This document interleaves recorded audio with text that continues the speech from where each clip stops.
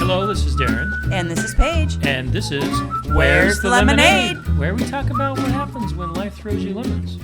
Make some lemonade? Maybe. Some weeks it's lemon squares. Yeah, some weeks it's just lemons. Yeah.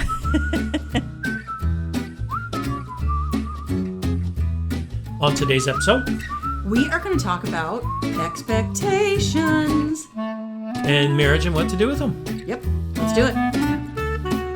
Okay, this is an interesting episode today. It's expectations in marriage and what to do with them. This is Paige's idea, completely. It is because we just met with a marriage counselor who we haven't seen in years. Yeah, probably 6 years. Yep. And we decided to have a little refresher. We are big proponents of counseling and how helpful that is in a marriage. I wasn't until I met Darren. And even in the beginning, sometimes I feel like they just pick at a scab.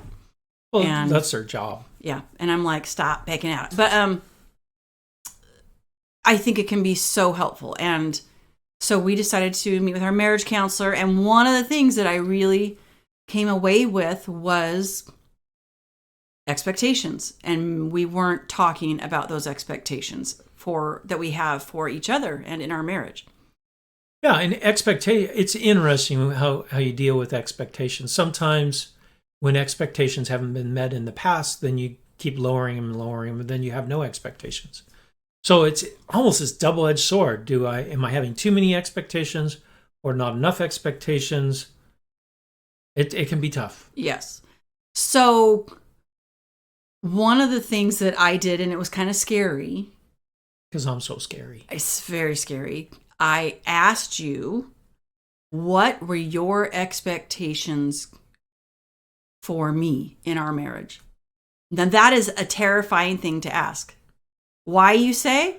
Because what if he says these things and I'm like, ooh, I really don't want to do those things. Like, those are your expectations? Bummer, because I don't want to do those things. Well, hey, wait just a second. Yes. It's tough for me, too, because if you're asked, what are your expectations for me? That's a trap. That's a total trap. It's like, you're like, can you write down what you want me to say to this? Yes, exactly. Pearls, high heels, and dinner on the table when I get home. Oh, yeah, those are good ones. Yeah, those are good. Yeah, but especially since I never leave the house anymore. Yeah, that's true. So it was a scary conversation because I was talking to my friend about this conversation that we had, and she was like, "Oh, what did he say?" And then we were joking about. I said, "Well, he said there's just one. He only has one expectation," and she was like, "Well, that's not good because." He needs to name off like a bunch, so then at least you can be like, "Hey, I got 2 out of 10," or like, if you only have one, dang, if I'm not meeting that one expectation, that's not good. So yeah, rattle off at least like 5, so I can be like a 50-50. Well, it's a tough conversation, and if you haven't been open on expectations in the past, this is a really... Okay, you know what we need to talk about, though? What we left out is what led us to talk about the expectations. I can't remember that long ago. It was because I was feeling anxious kind of in... Oh, at home, yeah. At home. Oh, that's right. And yeah. I kind of felt like you were, even though you have said and done nothing to make me feel this way, it is all me. Really, it's not you, it's me. That's true. It is very true in this case.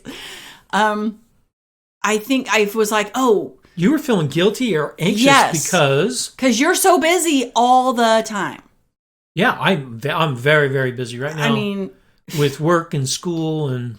Yeah, Darren's working on his papers every day, and he's got work that he's always working on. And you've been sick, and so I've had to pick up other things that I normally don't pick up. Yes. So it was like, oh, Darren's coming to check on me. You weren't checking on me, and I know that you weren't, but yet in my head it was telling me that you were, and that I should be just as busy as you were. That's not completely true. I was checking that you were feeling okay a lot of times. Yeah, of course. Just because your illness has been pretty chronic for some time. So maybe that's it. Maybe you're like feeling, well, I'm not feeling like I'm contributing as much as I used to. Right. I'm feeling a little guilty or anxious, and now Darren's checking up on me. Are Right. you doing anything worthwhile? So I'm like sitting on the couch, watching a show, and I hear Darren start to come down the stairs, and I like jump up, start, knitting. No, I'm just kidding. I don't knit. Start. Oh, I got to pretend I'm doing something. Like, that's kind of how I felt. And you were just like, what have I done to make you feel that way? And I'm like, you have done nothing to make me feel this way. I did do something. What? I stopped expecting things. That's true. Right. And I started taking on more stuff and doing more and more stuff, stressing myself out. Right. And instead of saying, I need your help, I was taking Right. over everything. Yeah. Conveyor belt. That's what our counselor said, that we've got to take some things off the conveyor belt. Our life is just on this conveyor belt right now. Yeah. And yeah. So that's what led us to have this conversation. And it was so helpful to have that conversation. Don't you think? Or did you? Yeah. No. It opened up my eyes to being, I'm kind of creating a codependency that you can't live without me. And I was kind of creating that, right? Because I was taking over everything that needed to be done around the house and everything, and not giving you the opportunity to spread your wings anymore like you used to. But I've just been so worried about you, and I need to back off and say, hey. And I have to learn to feel comfortable in my own home. It's okay if I sit down to read a book or to watch a show. Like, it's okay. I have to give myself permission to do those things. Like, you know what? I've been productive today. Now it's okay for me to sit down. And for some reason, because I know that you're so busy, for some reason, I feel like I have to be at the same level of busyness. And you know what? No one should be at your level of busyness. I'm just saying. I don't know that that's true. It's very busy. It's very busy. I agree. And not everybody can handle that. No, that is true. You can handle quite a that. bit. I can't handle that. And yeah, and I was feeling guilty that I couldn't handle that and trying to make things up to do. Anyway, so that's where this all came from. Now that everybody knows our business. So it's interesting because you found an article, a really good article, on successful ways to manage expectations in marriage. Yes, well, hold on. Well, what? I think people want to know, do we want to share what our answers were with expectations, or is that too private? No, we can share. Go ahead.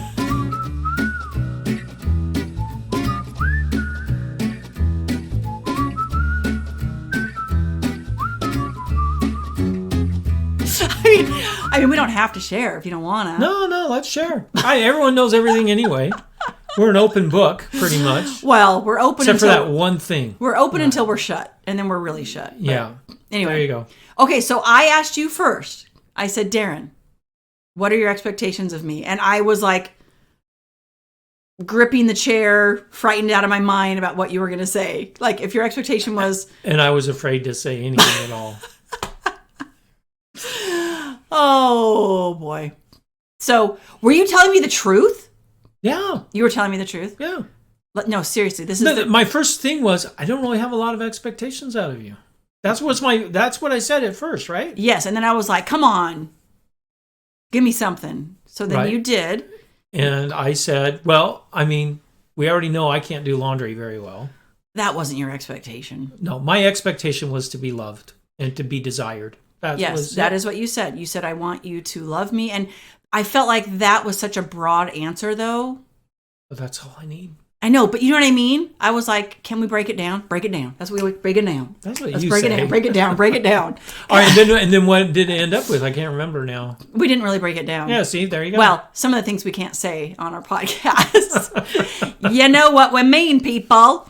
But yes, it is important for you to be loved and wanted by me. That is your number one expectation. That's my number one expectation. Yes. And I was like, sweet. I got this. You got one thing. I got this. Yeah. I got this. Yeah, that's how I felt. I was like, woohoo. But no, and we talked a lot that night, and you said you need to feel comfortable in our home. This is our home. You need to feel comfortable. And so we talked about how I can get to a point where I feel comfortable sitting down and reading a book or. Well, and I think we came up with a couple things. One thing is that you have a couple friends that they have a punch list that they go through every day, and when they're done, then they're done, and they can move on to what they want to do. It's right? true. Yeah. One of my friends was just like, yeah, I needed to do laundry, whatever the list is. She's not a working mom. I also have friends that are working moms that have lists too. But this friend is not a working mom, and she was just like, I needed to do this, this, this, and this. Guess what? I got it done, and now I can sit down and read a book. And I was like, wow, because I don't have that kind of list, I never feel like I can do that. So you started making lists, which I think is wonderful. I did. I started making I got a little app, and I started making, this is what I want to accomplish tomorrow, and give myself some freedom that when I do accomplish that, I can sit down and relax. And because I think what was happening was you were relaxing, but the whole time being anxious and then feeling bad about it. Yes. And it got stuck in this cycle. Probably caused my diverticulitis. One of the things is stress. And I'm like, it's so stupid that that I have a husband that's so supportive and of me sitting down and reading a book, and I'm not letting myself do that. It's so dumb. So, okay. And then what were your expectations of me? I said there was one. There's really more, but I only told you one that night. I can't remember what it is. You can't? Oh, no. I said the one main thing for me is that you provide for our family. Yeah. Oh, yeah. Yeah. Yes, for you to be that is such a stress that is taken off of me, that you take off of me, that is just, I'm so grateful for that. But of course, there's other things that we could talk about. But we could talk about. No, we don't need to. Like, hey, my socks have been going in the hamper for years now. Oh, no, it's nothing like that. But I'm just like in the same vein that you were saying, you want to be loved and desired.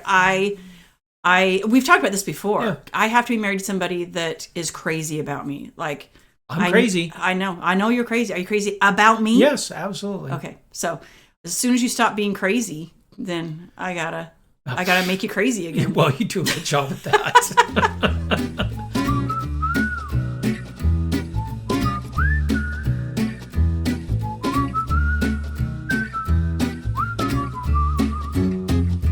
Okay, so we're going to talk about the article, 5 Successful Ways to Manage Expectations in Marriage. Go to our blog and take a look. There's a link there, and you can get access to the first, our primary source. Okay, sounds good. So, number 1. Communicate. This is where we fell apart. This is where we were not communicating. And why do you think we weren't? Were we afraid to have that conversation? Maybe, or just life got really busy, and we didn't. And we talked about this on our show before. We need to schedule time aside to do these things. It's true. And we didn't. Yeah. And because of that, we ran into a problem. Yeah. So communicate. So yeah, it says in that article that if you can really grasp how to communicate, you'll see an immediate increase in met expectations. Oh, don't we all want met expectations? Well, and I think what's cool about this is the more that you communicate, if you have a common, or a set time when you're doing it, once a month or whatever, then you don't have the big conversation about you're not meeting my expectations. Right. On having the house clean, and then someone's feelings get hurt. Instead, it's, hey, how are we doing as a couple, as far as managing the house, our relationship, whatever it may be. Right. So having that conversation more often is better. Now, it can't be you didn't do what I told you to do conversation. Right. No. And that's the problem. I think a lot of times when we use this word expectation, the world today is like, how dare you have expectations of me? I am who I am, and you can't tell. And we were worried about even using the word expectations. We were, because I was like, oh my gosh, are people going to be like, oh, your husband has expectations for you? Yes, I do. You can say that you don't have expectations for each other, but you do. We all do. So just break down those walls and admit that you do. Now, that doesn't mean that when they say, well, here's my top 10 list of expectations, that you go, oh, well, I'm going to get right on that. The communication has to be better than that. It has to be what is really important to you. Well, and that goes on to the next thing that they talked about in the article, which is needs versus wants. right? There are specific needs that you have in your relationship and in managing household, because if you're in a relationship, you're managing household. Right. Yeah, I mean, that's just how it is. Yeah.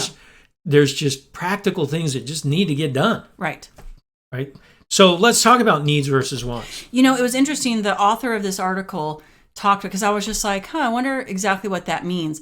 And she said, imagine, or not even imagine, but just you go on vacation or you're planning a vacation and you have certain things you want to do on vacation and he has certain things he wants to do on vacation.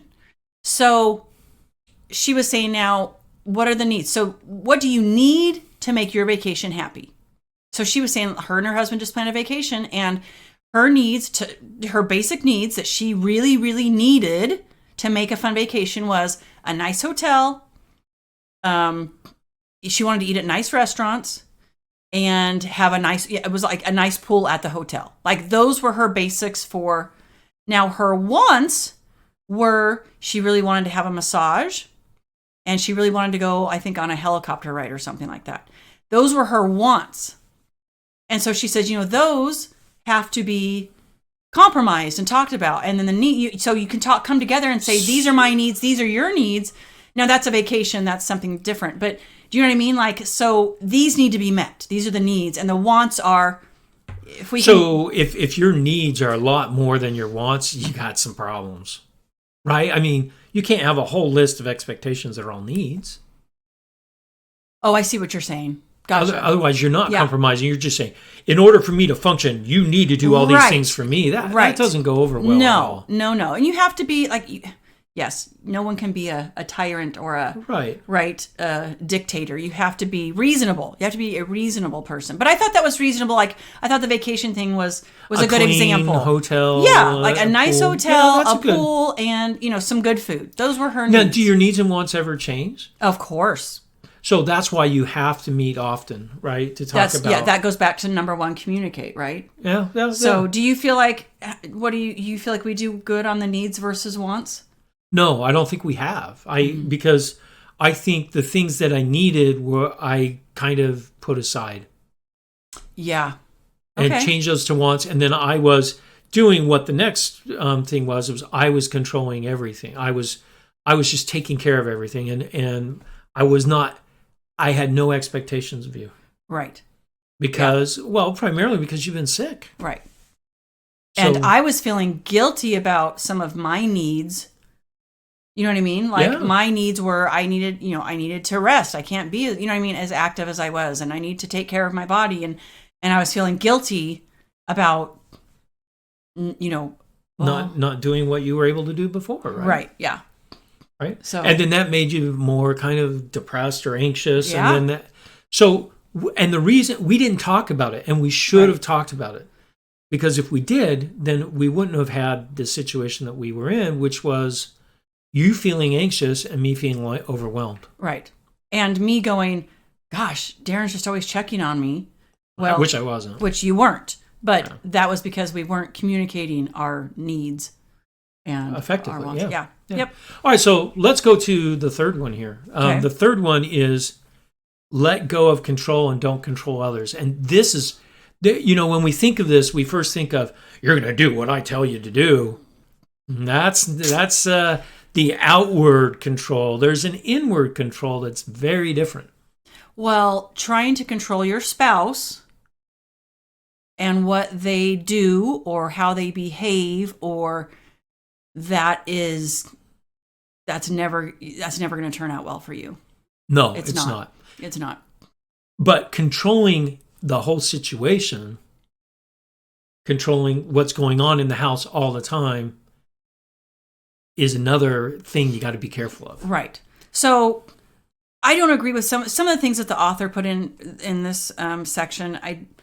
I don't really agree with, but it talks about, the cycle of undermet goals and,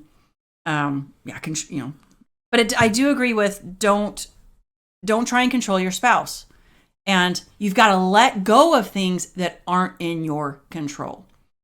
I just had a conversation with, our son Sam about this. He was upset that everyone around him was getting COVID. Yeah, we've had COVID go through the house. COVID has gone through the house. And, not everybody's being as, safe as he is, because he just would die to think that he got anybody sick with COVID. Like, he's very sensitive about that. And so but some people aren't. And I said, you can't control other people and their actions. All you can do is control your actions and your can't even control your feelings, but he can control his actions. And hopefully him controlling himself and showing that it's concerning for him, people around him can see that. But I had to say to him, you can't control what other people do. And he was having a hard time expressing. It goes back to that communication. He was having a hard time expressing in a positive way how he was feeling. Instead, he would just get upset. Yeah. So that ties into this don't control. And like what I was doing, because you were sick, and I stepped in and took over control of everything going on in the house. Except basically. the laundry. Except the laundry. I can't do that yet. No. But I'm going to have to.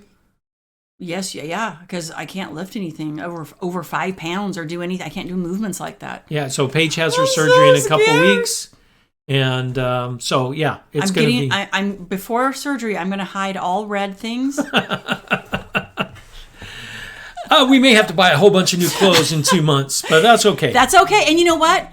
I'm glad you said that. Guess what? That would be okay. Yeah. If a batch of laundry gets ruined, women need to listen, especially to this. It's okay. 'Cause I have been on the other side of this, where I lost it because Darren ruined one load of laundry when he was taking care of everybody in the house. We've talked about this before. And that was definitely projecting my sickness and not feeling well onto you, and my lack of control. I was just projecting that onto you. But yes, no big deal. No big deal. If a load of laundry gets ruined, no big deal. There's bleach. There's other things. Pink is a very in color right now. No big deal. We've got to let things go.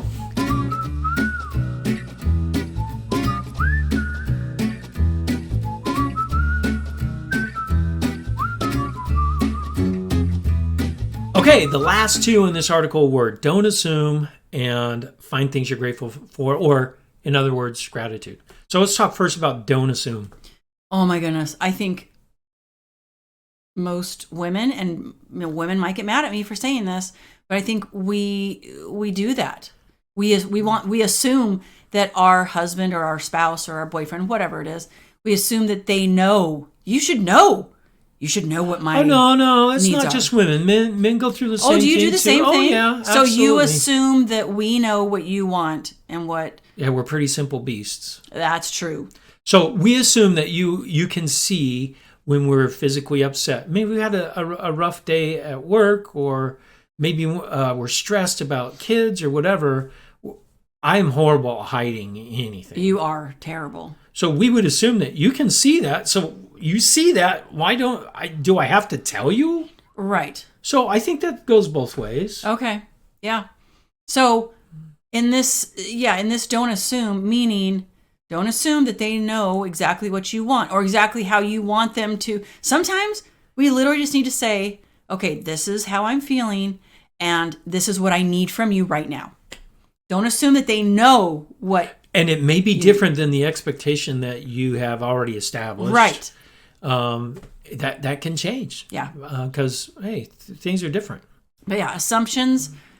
I think we spend a lot of our life making assumptions. And in fact, every sitcom, every rom-com out there has assumptions in there that cause them. It's the typical, Oh, yes. I always say, cue the misunderstanding. Yeah. Right? It's like watching a Hallmark movie. Yes. Oh, here we go. Cue the misunderstanding. Uh-huh. And that was really his sister he was kissing. Yeah. What? Well, good night. Oh, like on the cheek or something. Okay, yeah. Gotcha.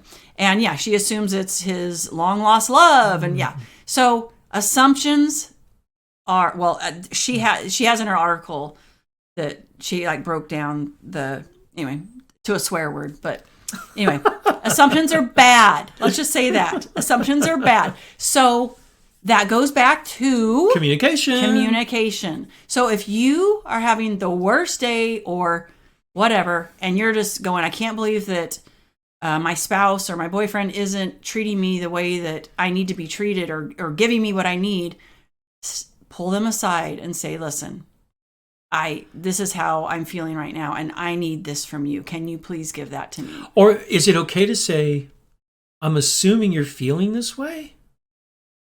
Like if I can't read you or something like, is it safe for me to say, I'm assuming you're upset with me right now? Or is that a bad place I think to that's go? a bad, because then you go, why would you assume that? Like, you know what I mean? Oh. Yeah, don't do that. So so what about the person that's doing the assuming? I mean, what do we do? Because there's assuming he doesn't understand me, but there's also, I want to understand where she's coming from or he's coming from.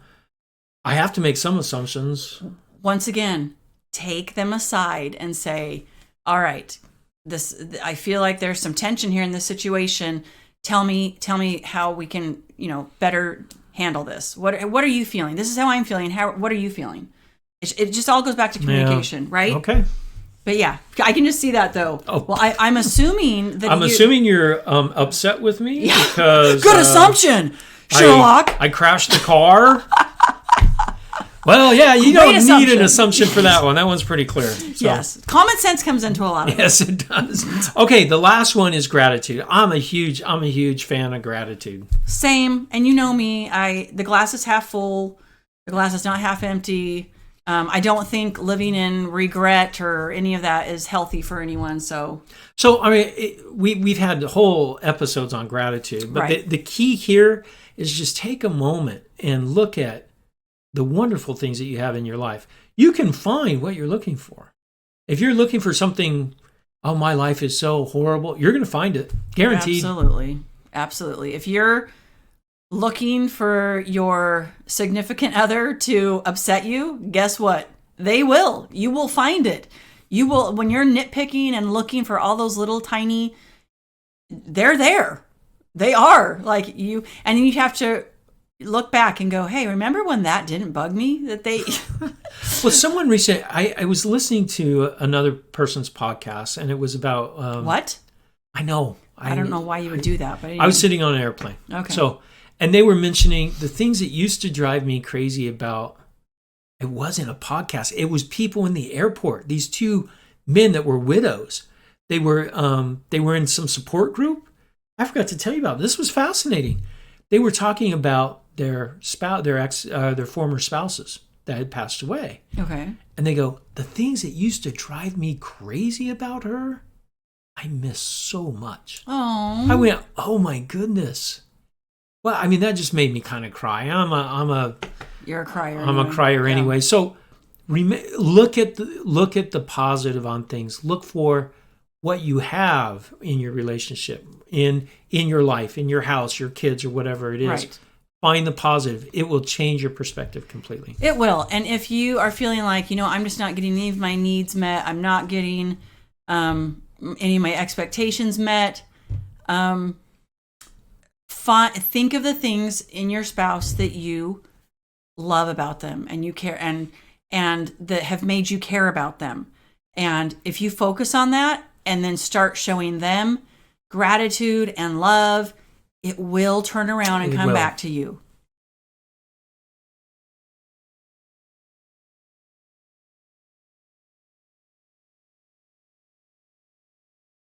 Lemonade moment of the week. We have COVID in our house.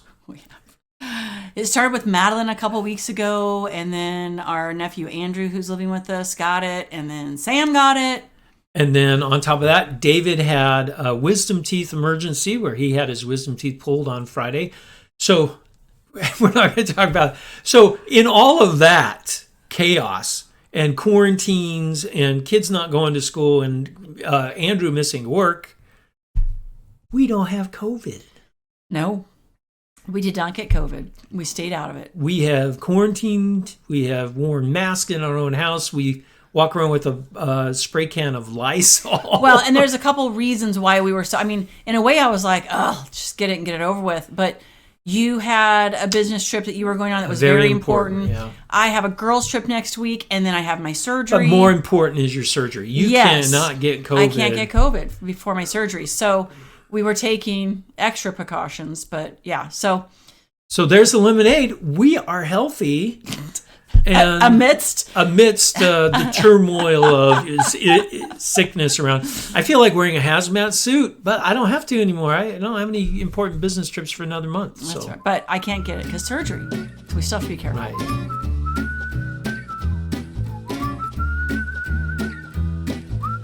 If you like today's episode, give us 5 stars on iTunes, Spotify, Google. And head to Facebook and like us.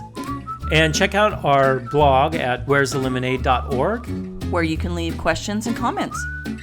But most of all, go out and make some lemonade. You betcha, baby.